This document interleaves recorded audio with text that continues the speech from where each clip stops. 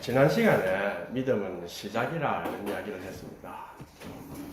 이번에는 믿음은 창조라 이렇게 생각을 했는데, 이제 그 화이트헤드라고 아주 유명한 철학자가 있습니다.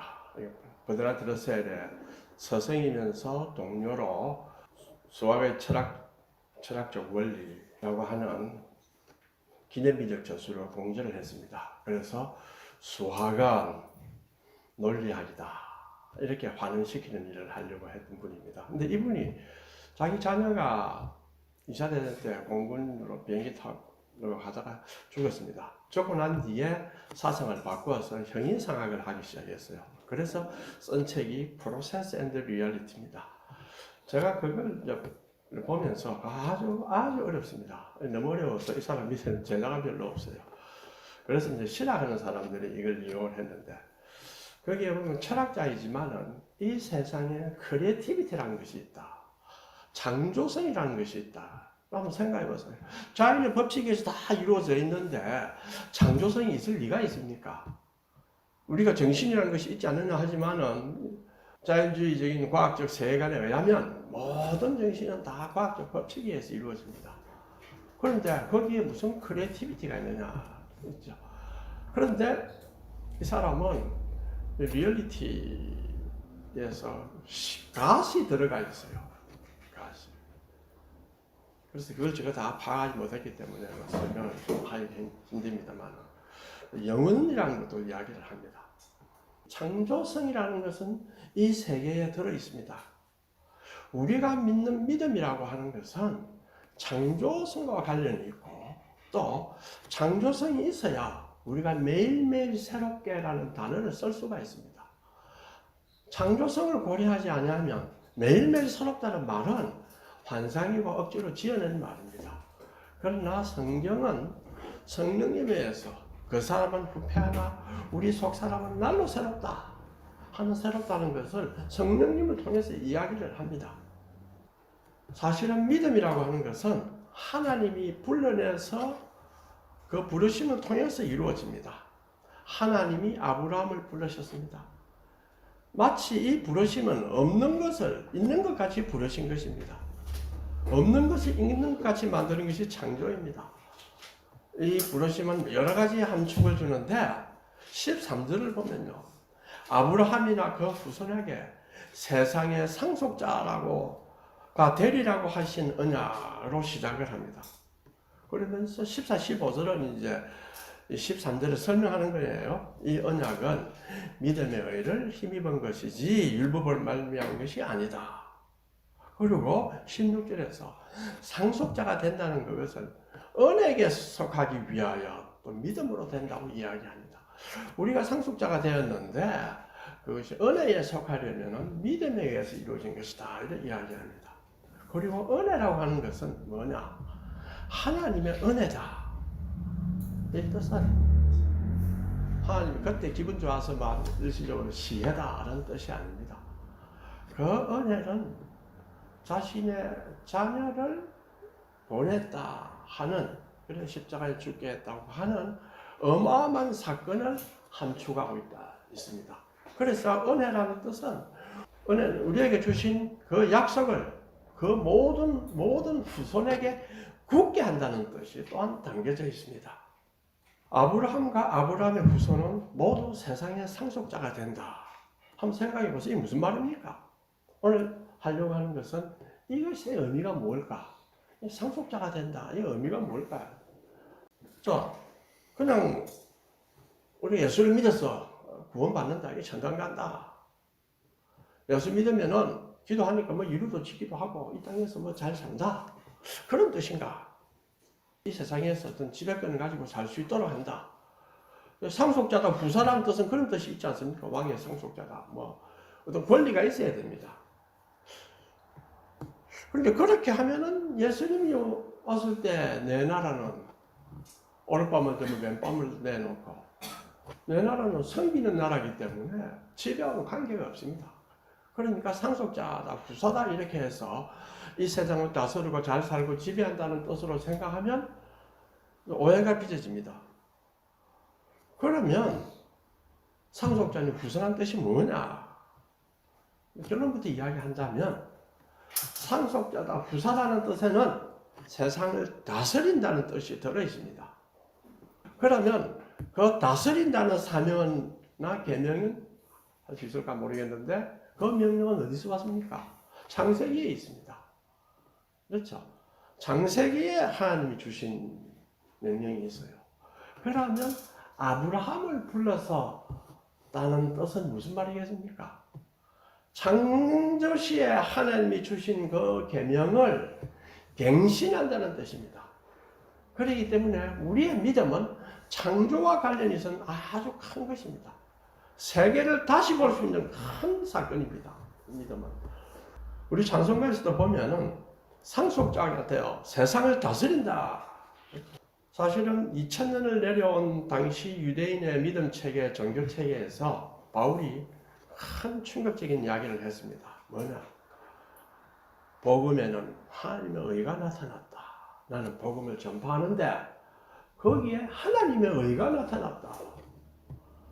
이렇게 했어요. 하나님의 의는 유대인들이 바라고 기다리고 했던 것이 하나님의 의입니다.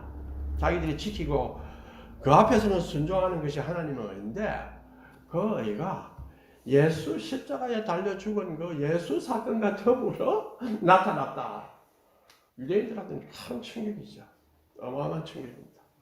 그런데 그것은 여러분이 충격인 것이 아니고 실제로 이미 하나님께서 율법과 선지자를 통해서 예언한 것이다.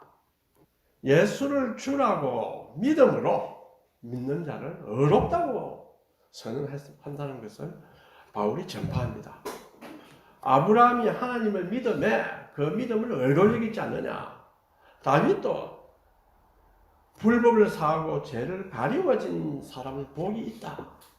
이렇게 이야기를 했습니다. 자, 그러면 우리가 도대체 믿음의 조상 아브라함이라는 사람은 어떤 사람인가를 간단히 한번 생각해 봅시다. 아브라함은 갈대아 우르를 떠나서 하란을 거쳐서 가나안 땅에 정착했습니다. 그렇죠? 그 삶은 아브라함의 믿음과 연결시키는데 그의 믿음을 한번 살펴봅시다. 보통 우리가 믿는다 하면 무슨 말합니까? 내가 뭐를 하겠다. 주여 나는 믿습니다. 주님 나에게 복을 주실 줄 믿습니다. 주님 뭐 해줄 줄 믿습니다. 이렇게 한단 말입니다. 그죠? 그것이 우리가 신학에 와서 보면 이제 믿음에 대한 이미지입니다. 그런데 믿음을 형성의 조상을 부른 아브라함에게 보면은 자신이 어떻게 하겠다 하는 것이 별로 안 나타나요. 내가 내 비전을 만들어서 나라를 이루겠다 하는 것이 안 나타납니다. 그냥 하나님이 부르셨다. 그런데 하나님이 부르고 이렇게 하라 했으리 하는데 그게 자그마한 일이 아닙니다.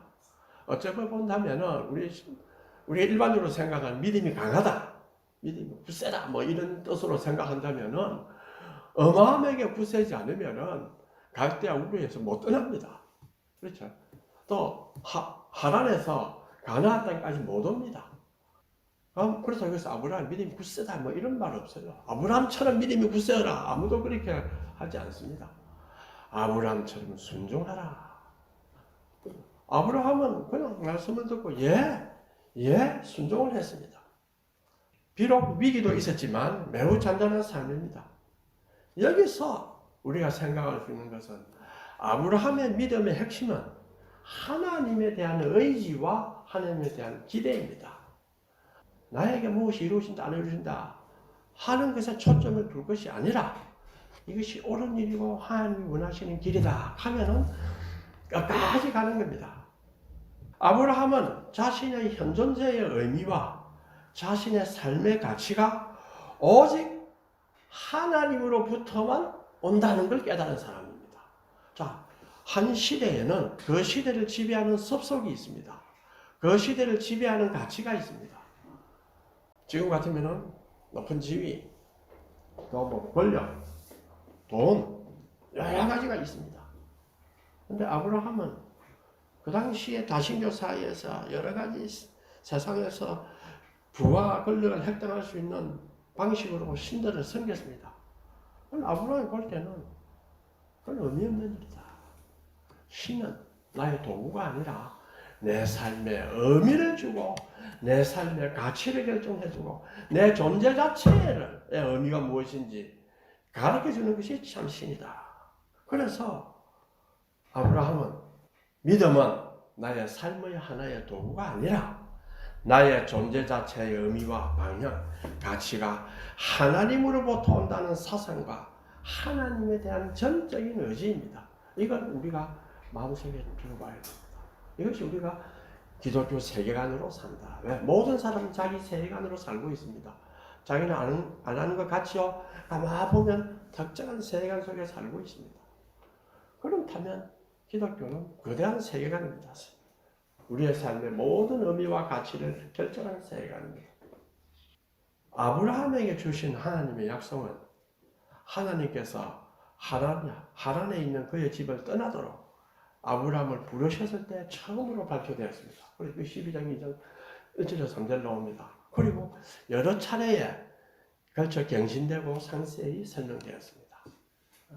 지난번에 제가 아브라함의 신간에 대해서 이야기할 때 아주 높으신 하나님, 지극히 높으신 하나님, 전능하신 하나님, 여호와 하나님, 이렇게 하나님의 이름을 자꾸 바꾸어 불렀다는 뜻은 아브라함의 하나님에 대한 이해가 이렇게 커져갖고 그 하나님 이런 분이구나 하는 걸 점점 깨달아가는 과정입니다. 마찬가지로 우리가 살아간다는 것은 그리스도를 통해서 소개된 하나님이 어떤 분인가를 점점 알아가는 과정이 됩니다.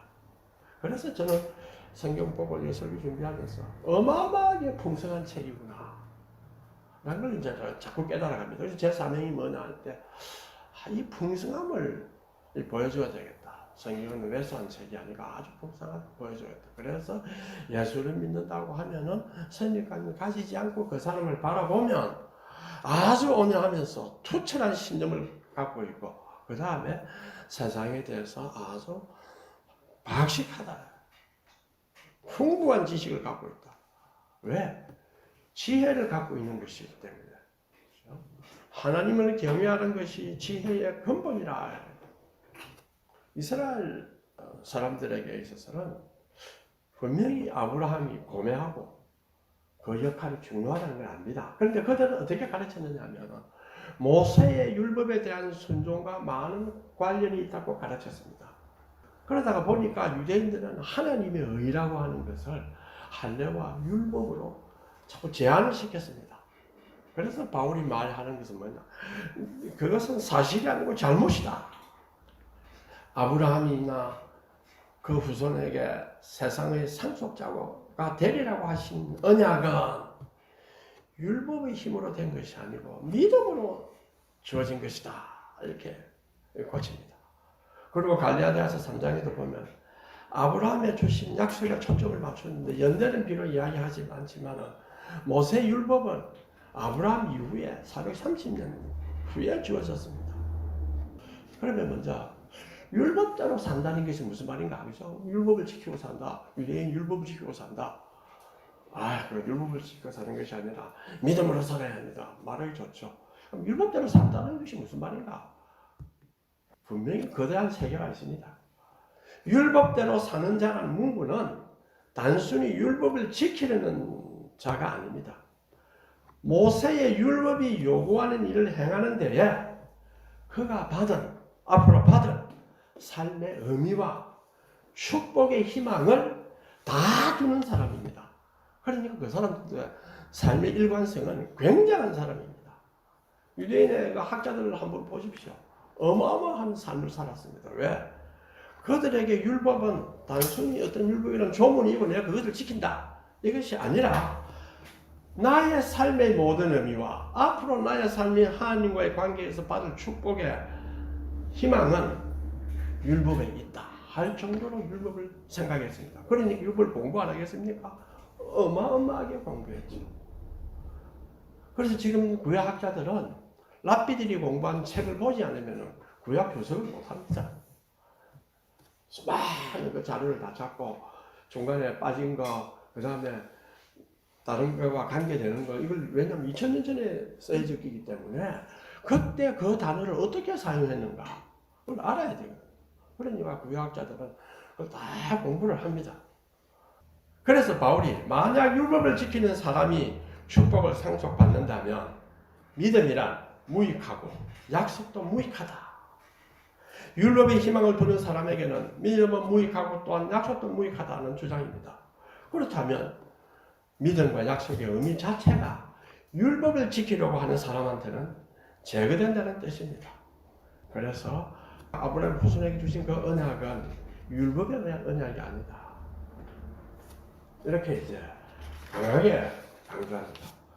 자, 성경에 있어서 믿음이라고 하는 건 뭐냐? 한글 우리가 자, 예수님 찬양합니다. 사형리가 예수님 찬양합니다.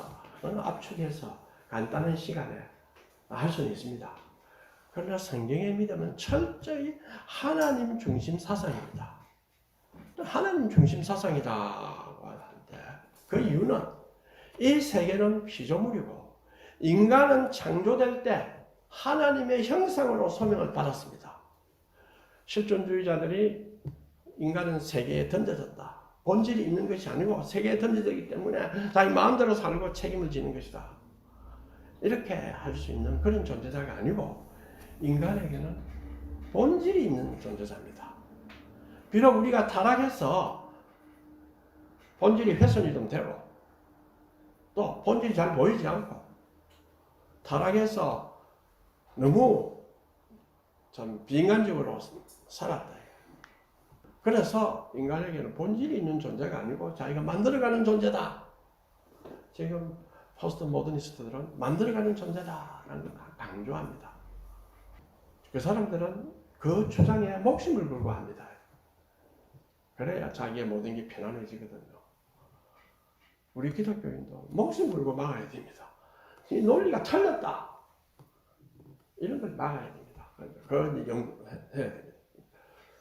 자, 본질이 좀 타락에 의해서 우리가 훼손이 돼서 잘 보이지 않으나 자세히 보면 알 수가 있어요. 우리가 참 아름다워라 주님의 세계는 이 찬송을 들어보면 그거 한 여러 번 불러보라 이러면은 감동이 옵니다. 하나님은 세계는 자연을 통해서 우리가 엿볼 수가 있습니다. 하나님의 창조물로서의 세계다 하는 것을 자연을 통해서 엿볼 수가 있고 또 그리고 성경이 또 그러한 역할을 합니다. 그래서 두 개의 책, 자연과 성경이 바로 계시하고 있습니다. 따라서 만약에 인간 중심이라는 단어를 쓰고 싶다 이거야. 하나님한테 무조건 복잡한 게 싫다. 그렇다면 참된 인간 중심 사상이라는 거, 참된이라는 걸 붙여서 합시다. 참된 인간 중심 사상이란 참으로 인간을 사랑할 수 있고 참으로 인간의 본질이 뭐다는 것을 파악할 수 있고 참으로 인간이 어떻게 살아야 한다는 것을 보여줄 수 있는 사상이라야 참된 인간 중심 사상이라 말할 수 있습니다. 그런데 그래 알려면 인간은 이 세상에 중간에 태어난 존재입니다. 그렇죠? 인간은 없는, 요새 뭐 진화론에 보면 인간은 어떤 빅방 교수 있고 다 있습니다. 인간은 이 세계 중간에 태어난 존재입니다. 그렇기 때문에 인간이 무언가 알려면은 창조의 구도를 알아야 되고, 참된 인간 중심 사상은 창조의 구도를 알아야 되고, 우리가 피조물이라는 것을 알아야 되고, 우리가 고려해서 죄인이라는 것을 알아야 되고, 또 구원의 길을 제시하는 계시 사상을 알아야 참된 인간 중심 사상이 형성될 수 있습니다. 우리는 그걸 뭐 참된 인간 중심 사상을 할 때 머리 기니까 하나님 중심 사상입니다. 왜? 그 속에 하나님은 그냥 뭐 우리보다 높은 한 뜻이 아니고 모든 의미를 포괄하고 의미의 토대가 되는 분이기 때문에 하나님 중심 사상이라는 것을 쓴다는 것이 조금 더 부족할 것 없습니다. 사실은 중세 때 하나님 중심 시대라고 했는데 중세는 명목상 하나님 중심 시대입니다. 제도나 이런 것들 하나님 했지만은 실질적으로 하나님 중심 시대는 아닙니다. 하나님은 우리가 자유롭게 되기를 원하지 갇혀있기를 원하지 않습니다. 그래서 르네상스 시대에 인간 중심이다. 와서 신중심 사회를 해체했다. 이 단어를 봐가면 하나님 중심 사상이다 하면 이상하다 하는 눈초리로 보게 된 것입니다. 인간을 참으로 사랑할 수 있는 사상은 바로 이 하나님을 알 때 가능합니다. 하나님을 알면 뭐가 되냐? 제일 먼저 자기 자신이 객관적으로 보입니다. 인간 중심이 되면은 내 중심에서 내를 보려 하니까 내 속에서 내를 바라보려 하면은 자신을 객관적으로 보지 못합니다. 자신을 자꾸 미화시킵니다. 아, 내 잘못이 아니고 뭐가 있었고 계속 자신을 미화시킵니다. 그러나 하나님 중심에 서면 밖에서 객관적인 자기를 보게 됩니다. 왜? 하나님의 입장에서 선다면 모든 사람 다 동의하지 않습니까? 인간의 입장에서 쓴다면 내가 최고고 그 다음에 내 자식이고 다 이러지만 하나님의 입장에서 쓴다면 우리가 인식론적으로 봐도 내가 내를 최고다 부르기가 힘듭니다. 하나님 입장에서는. 그래 보면 자신이 객관적으로 보입니다. 인간 중심적이 되면은 자기를 미화시키고 자연을 깎아내립니다. 그렇죠? 그러면 이는 복음을 정면으로 부인하는 것과 똑같습니다. 제가 율법적 세계관은 인과응보적 세계관이다. 율법을 지키면 복을 받고 이런 일을 하면 이렇게 되고 사실 욥도 그에 매여 있었죠. 욥도 내가 이런 선한 일을 많이 이랬는데 왜 내한테 벌이 오는가 하고 막 매여 있었습니다. 그러나 하나님은 일시적으로는 우리에게 선한 일하고 순종해도 고난이 오지만 궁극적으로는 하나님은 우리에게 축복합니다. 하나님은 순종하는 자에게는 궁극적으로 축복합니다. 그러나 하나 염두에 두실 것은 때때로 순종은 또 했다고 생각하는데 징계를 받을 경우도 있습니다. 또 순종을 하지 않고 하나님의 믿음을 떠날 때 징계가 옵니다. 그럴 때 우리는 그 징계는 어떻게 돼야 됩니까? 하나님이 나를 연단해서 축복의 자리로 이끄는 것이다. 고 생각하고 빨리 깨달아야 됩니다. 축복이라고 하는 것은 순전히 하나님 편에 있습니다. 와 나는 축복 안 해요. 저 사람 보기 잘 사는데 왜 나는 안 해줘요? 그건 안 말할 필요가 없습니다. 최근에 제가 이제 동창회 사람들 만나보니까 잘 살고 다 잘 살죠. 다 사는데 안에 들어가면 다 고난입니다. 욕심 속에서 만들어진 고난입니다. 그런데 세상의 섭속이 그 욕심이 그 정도 욕심은 괜찮다 라고 하는 사탄의 세계에 물들어 있기 때문에 자기는 정당하다고 생각하는 거예요. 그로 인한 하나님의 징계나 이런 거에 대해서는 일체 생각하지 않고 그것만 구하려고 애를 많이 씁니다. 믿음이라고 하는 것은 인간이 하나님을 주로 모시는 삶을 살겠다는 서약입니다. 하나님을 내 삶의 중심에 두겠습니다. 당신이 보여주는 그 넓은 세계를 내가 바라보고 살아가겠습니다 하는 서약입니다. 이 서약은 행위의 서약은 아니라 하나님의 부름에 예하는 서약입니다. 그로 인해서 변하는 게 무엇입니까? 우리의 세계관이 변화가 됩니다. 내가 내 자신을 보는 눈도 변화가 되고 내가 세계를 보는 눈도 변화가 됩니다. 하나님이 나의 전 존재의 의미가 되고 가치가 된다는 것을 믿는 것입니다. 아브라함의 삶이란 바로 이런 삶입니다. 자기 세계관이 그 우르의 세계관 있죠?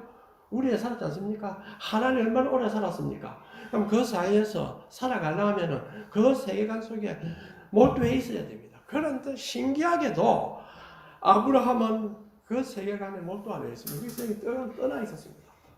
우리에게 뭘 보여줍니까? 우리가 이 땅에 살고 있지만은 그러나 우리는 하나님의 세계관으로 살 수 있다는 것을 아브라함의 모형이 보여주고 있습니다. 약속의 성취는 율법의 순종에 달려있지 않습니다. 약속의 성취는 하나님 편에 있습니다. 하나님의 은혜에 의해서 이루어지는 것입니다. 왜냐하면 만약에 약속의 성취가 율법에 달려있다면 아무도 인간은 그 약속의 성취를 받을 수 없습니다. 왜? 우리는 그렇게 율법을 다 잘 지킬 수 있는 사람이 별로 없습니다. 바울이 자기 율법을 잘 지켰다고 자랑할 때 나중에 그것도 안 다닌다고 이야기하지만은 자랑한다는 뜻은 율법을 제대로 지키는 사람이 별로 없다는 소리입니다. 인간은 자신을 잘 알지 못합니다. 모든 인간은 죄인입니다. 이것을 깨달으면 뭐가 보이느냐? 그때 비로소 하나님이 보입니다. 안타까운 제 아들을 보면 조금 잘 되면 자신의 힘으로 잘 된 줄 알고 그런 말을 안 해도 나 다 하나님 은혜죠 하지만 그 속에는 자기에 대한 굳건한 확신이 있습니다. 어떤 확신이 있나? 교만이 이제 다 들어있어요. 하나님이 잘 보이지 않습니다. 하나님이 보이지 않게 되면 자신이 잘 알 수가 없습니다. 거꾸로 자신을 잘 알려면 하나님을 보라. 그러면 자신이 잘 보입니다. 미우라이코의 책을 보다가 이제 하나 더 깨달은 게 뭐냐니까 인간의 죄성의 특징은 뭐냐? 이 사람은 자기가 죄인인데 죄인인 줄 모르는 것이다. 자기 삶을 이해할 때 가만 보니까 자기는 막 나중에 약혼을 이중으로 약혼했어요. 이 사람도 약혼하고 저 사람도 약혼하고 뭐 마음에 확신이 없어서 그런지 모르겠지만 그때는 몰랐죠. 나중에 깨닫고 보니까 와 자 그때 죄인인 줄 몰랐죠. 깨닫고 보니까 내가 죄란 게 이런 거구나. 그 이야기들이 많이 쓰여져 있습니다. 또 어떤 자살한 사람에 대한 이야기가 나오던데 사람은 지 물건을 빼앗겼다고 자살하지 않습니다. 그렇죠. 자기 물건 빼앗겼다고 자살 안 합니다. 물론 어마어마한 수많은 사람의 재산의 피해를 다 주었을 때는 자살할 수 있을 수도 있지만 너무 있는 빼앗겼다 이런 것도 자살 안 하는데 어떤 신혼부부가 아주 재미있게 사니까 그 신우가 질투가 났는지 아니면 장난이 심했는지 신부가 다른 남자하고 사귄다 소문을 팍 내놨어요. 이 여자가 자살했어요. 나는 결백하자. 그러니까 이 신우가 얼마나 놀랐겠어요. 그렇죠. 사람은 어때 보면은 자기 명예를 헌신짝처럼 여기면서 돈을 벌고 권력을 가지는 정치인 안 봅니까? 헌신짝처럼 벌면서 그런데도 정치 권력을 잡는 데는 혈안이 되어 있고 백성을 위한다. 사람들이 막 찍어줍니다. 그런 사람이 있는데 놀래가지고 이럴 수가 있나. 너무 억울하다. 말해도 남들이 안 믿어주거든. 너무 억울하다. 자살. 사실은 내 결백을 증명을 하는데 왜 다른 사람에게 증명하려 합니까? 내 생명을 담보로 해서 남한테 왜 증명하려 합니까? 하나님을 믿지 않으니까 아픈 가슴과 충격이 뭐랬습니까? 분노와 결백 이분법을 해놓고 내가 갈 데가 없다 이거야. 결백을 보여야 돼. 결국에 자살한 거예요. 이것이 율법적 삶의 전형적 표현입니다. 그녀는 자신의 귀한 생명을 세상에 평판에 두었습니다. 만약 하나님은 나를 사랑하시고 내가 결백한 것을 안다고 생각하는 하나님 중심 사상을 가졌다면 절대 자살 안 합니다. 또 자기가 서사 그런 일이 있다 하더라도 하나님 용서해 주십시오. 다시는 안 하겠습니다. 얼마나 할 수 있거든요. 하나님 중심 사상이란 이렇게 관용적이고 포괄적이고 합니다. 사소한 것을 중요하게 생각하지는 않습니다. 중요한 걸 중요하게 생각합니다. 우리가 인간과 사회는 본질적으로 악합니다. 그 악함의 근본 구조가 뭐겠습니까? 자기중심적 사상입니다. 모든 잘못은 누구한테 있습니까? 남에게 있어요. 항상 잘못은 남에게 있습니다. 우리가 생물학적 존재이기 때문에 생물학적 인과적 지배를 받습니다. 지적으로 어떻게 했던 이런 과거가 어떻게 되는 것도 봤습니다. 그러나 하나님을 알고 나면은 바꿔갈 수 있는 힘을 본인이 가질 수가 있습니다. 시간이 걸리는 할 줄은 몰라도 얼마든지 바꿔갈 수 있는 힘을 갖고 있습니다. 어떤 모녀가 살고 있었는데 딸이 여러 가지 정신적으로 뭘 해가지고 정상적인 생활하기 좀 힘들었습니다. 주위에서 기도하고 뭐 다 해가지고 정상생활을 하기 잘 됐습니다. 이제 어머니를 떠났습니다. 그러니까 엄마는 잘 됐다 하지만 나중에 보니까 자기 생활이 혼자 피폐해지는 거라. 옛날에는 딸이 걱정이 돼 기도하고 다 했어요. 그런데 그 기도도 안 하는 거라. 이제는. 그럼 어떻게 되겠습니까? 자기의 삶이 피폐해지니까 자기의 이제 잘 안 좋은 점이 딸 때문에 그렇다. 딸은 원망하기 시작하는 거예요. 싸우게 되는 거죠. 이 사실은 뭐를 이야기하냐면 하나님 은혜를 받았다 하면 기뻐서 이제 나는 내가 남는 이 많은 시간을 하나님께 바쳐야 된다. 이렇게 머리를 써서 살아야 되는데 자기 중심적인 인간은 그렇지 못합니다. 자신과 하나님의 관계가 약해지면 받은 축복도 사라집니다. 삶의 본질적 의미는 하나님으로부터 오고 현존자의 본질과 가치의 근원은 하나님입니다. 세상이 아무리 악하고 나를 싫어하고 해도 하나님은 우리를 사랑한다. 이걸 깨달은 자가 누굽니까? 요한. 그렇죠. 사도 요한. 바울. 초대교회 성도들이 이걸 깨달았다 아닙니까? 하나님은 우리를 너무나 사랑하셔서 죽을 수밖에 없는데 독생자 예수를 보내 구해줬다 이거야. 그걸 탁 깨달았어요. 그걸 탁 깨닫고 나니까 자기의 모든 삶의 방향이 180도로 바뀌는 겁니다. 자기 삶이 바뀌는 거예요. 그래서 뭐를 전하느냐? 이 사랑을 전해야 되겠다는 거야. 그럼 교회를 크게 해야 되겠다. 뭐 교인들은 이게 아니고 예수 그리스도의 사랑이라 이런 거고 그 다음에 우리는 이 사랑의 구도 속에서 세계를 보아야 한다. 그래야만이 이 세계의 평화가 온다. 하는 거대한 비전을 가지고 그들은 자기 삶을 바쳤습니다. 이 사상을 삶의 중심에 두고 있으면 우리는 외로움과 세상의 평판에 벗어나지 않고 하나님으로부터 오는 사랑과 기쁨의 창조에 몰두할 수 있습니다. 세상의 상속자란 세상에 대한 책임과 다스림을 의미합니다. 그렇죠. 그래야 상속자의 가치가 있죠. 이놈 상속 받았는데 참 아버님한테 들은 이야기입니다. 김해에 허발이라 별명입니다. 만석군이야. 아들을 보고 저렇게 눈물을 쭉 흘리는 거야. 네가 어느 남의 집 비 오는 날 남의 집 처마 밑에서 웅크리고 앉아서 눈물 흘리고 있었고 하고 죽었다 이라는 거예요. 만석군 아버지가 돌아가시니까 아버지는 만석군 만나면 얼마나 일을 많이 했겠습니까? 아들 어떻게 삽니까? 돈 있으니까 착하죠. 어릴 때는 다 착합니다. 그냥 위기가 없을 때는 우리 자식은 다 착합니다. 돈이 생겼다 이거야. 어마어마한 돈이 생겼어요. 서울서 부산까지 그때 아이놀이 하잖아요. 일제시대 때 그거 택시를 타고 서울부터 부산까지 기생들이고 왔다 갔다 해보세요. 그 다음에 대표님이 좀 빼가고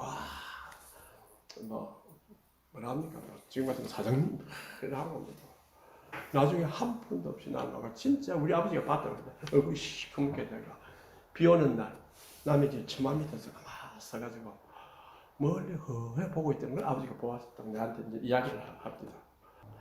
세상의 상속자라는 것은 그것도 올바른 상속자라면 뭡니까? 책임과 다스림을 의미하는 사명을 받습니다. 그것은 창조시 하나님께서 인간에게 주었습니다. 바울이 말하는 상속자라는 의미는 다 뭐겠어요? 뭐겠습니까? 우리한테 상속자라고 했을 때 아브라함에게 하신 말씀은 인간에게 주신 최초의 권원적인 계명을 갱신하는 겁니다. 거대한 비전입니다. 하나님이 창조하시고 난 뒤에 사람에게 복을 주시며 그들에게 이르시되 생육하고 번성하여 땅에 충만하라. 땅을 정복하라. 바다의 물고기와 하늘의 새와 땅에 움직이는 모든 생물을 다스리라 하시니라. 땅을 다스리고 타락을 통해 잃어버리는 사명, 즉 이 생계명을 갱신해서 하나님께서 만드신 모든 걸 다스리라는 것을 하라고 아브라함에게 내린 겁니다. 바울이 그걸 보고 우리는 상속자다 이렇게 했습니다. 그럼 그 어떤 의미를 지니겠습니까? 그것은 땅 위의 모든 것이 상속자로 인해 축복을 받게 된다는 전망입니다. 아브라함한테 그런 거 아닙니까? 네로 말미암아 모든 땅이 축복을 받는다. 한 사람이 미리 서둘러서 받은 복을 통해서 모두가 복을 받게 된다는 전망입니다.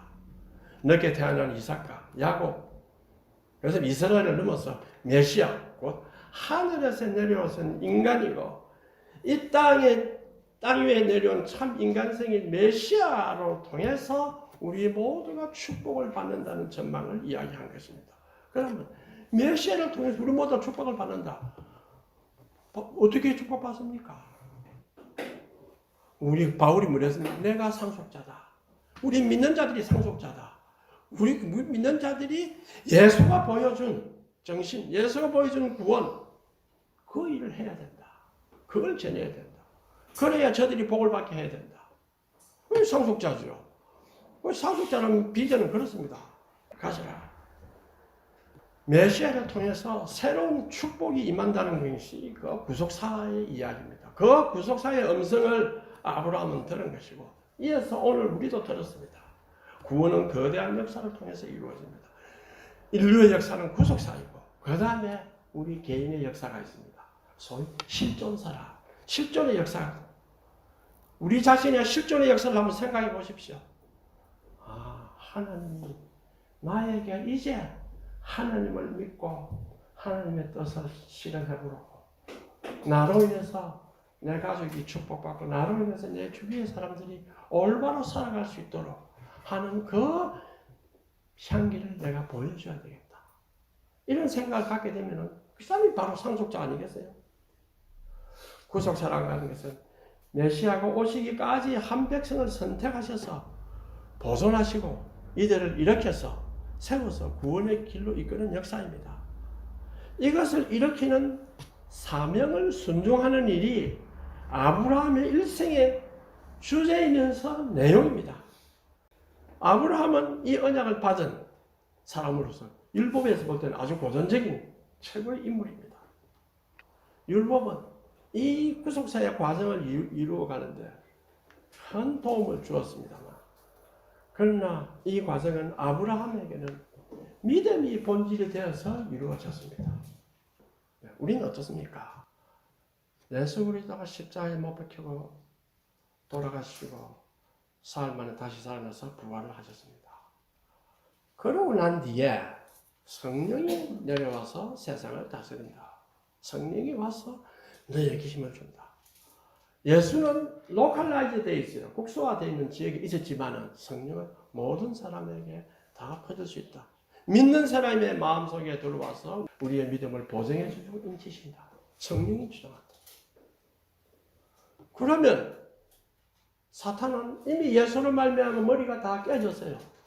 그러면 그 성령이 가슴속에 있어서 일할 수 있는 믿는 자들이 뭡니까? 예수의 상속자 아닙니까? 그렇기 때문에 세상을 다스릴 수가 있습니다. 믿음이란 철두철미하게 눈에 보이지 않는 것을 향해 나아가는 영원한 발걸음입니다. 그러므로 믿음 자체도 눈에 보이지 않는 것일 때 비로소 확실성의 근거를 가집니다. 내가 믿음을 통해서 뭔가 보여야 되겠나?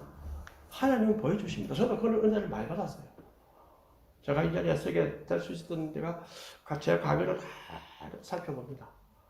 엄청난 은혜가 있었구나. 그때 내가 기도는 이래 했는데 잊어버렸는데 그때 이루어 주셨구나 하는 게 많이 있습니다. 또 내가 기도를 했는데 이타카에서 어떤 권사님이 자기 아들이 도박에 빠져가지고 어딜 가느냐 코넬 대학에 호텔 스쿨 다니고 있었어요. 우리는 호텔 하니까 뭐 별거 아니라 생각했는데 그때 보니까 호텔 스쿨이 아주 좋은 학교입니다. 거기 있다가 돈을 들고 라스베가스에 가서 카지노에 서 그걸 하고 있었어요. 그걸 내고 자꾸 교수님 기도하러 갑시다. 아이고 잠시가지고 공부해야 되는데 하루슬비 새벽에 갔습니다. 새벽에 기도에 딱 한 일주일인가 2주 했어요. 교수님 우리 아들 돌아왔습니다 이거야. 뻥 하고 잭팟이 터졌어요. 잭팟이 터져가지고 리무진 타고 돌아온 거야. 그러고 딱 학교 공부해봐야지 이렇게 가게 되었어요. 그런가 그 다음에 딱 졸업하고 취직이 안 돼가지고 졸업했는데 취직이 안 되는 거예요. 그래서 이제 가서 기도했어요. 딱 3일 기도하니까 내가 취직이 됐어. 위기의 시간에는 하나님이 기도에 수시로 응답해 주십니다. 그러나 또 어떤 때는 응답이 아주 늦습니다. 왜? 내가 그 기도를 들어주면 그 애는 더 고통을 당한다. 고난 속에 있을 때에 정신도 올바르되고 자기 자신도 단단하게 만들 수 있지만은 고난이 떠나고 나면 어떻게 됩니까? 교만이 찾아오고 유혹이 찾아오면 못 이깁니다. 이 세상을 제가 보니까 너무 많아요. 하나님을 알려고 노력하지 않으면 그 다음부터 모든 책임을 남에게 돌리고 정오를 품게 되고 그 다음 이룰 수 없는 높은 희망을 가지려고 욕심을 갖게 됩니다. 하나님을 알아야 그걸 줄이게 됩니다. 그래서 온유하고 수고하고 무거운 짐진 자들아 다 내게로 오라. 나는 온유하고 겸손하며 내 멍에는 가볍다. 자, 앞으로 미래에 하나님이 어떻게 우리를 이끌어가시고 종말에 어떤 일이 이루어질지 우리는 알 수 없으나 성경은 말하고 있습니다. 우리는 종말에 하나님을 통해서 구원의 완성이 이루어집니다. 영혼, 육체는 죽어질지 몰라도 우리의 영혼은 낙원에 있다가 다시 합쳐서 하늘나라에 새로운 삶을 살게 됩니다. 그렇다면 지금 우리는 그걸 당겨서 살아라. 그 보증이 성령이다. 우리는 주님의 상속자로서 이제 그동안에 우리의 맡은 바 책임들을 맡은 바 자기 자신을 돌아보고 하나님 중심의 삶을 살아야 되겠다는 굳건한 생각을 가지게 될 때 우리의 믿음은 진실로 창조가 됩니다. 우리의 믿음으로서 하나님 모두가 이 세상에 새로운 것을 넣어줄 수가 있습니다. 그걸 누가 합니까? 하나님을 믿는 자들만이 알 수 있습니다. 남에게 알려할 필요도 없습니다. 이것을 우리 마음속에 가지고 동성으로 기도하면 좋겠습니다.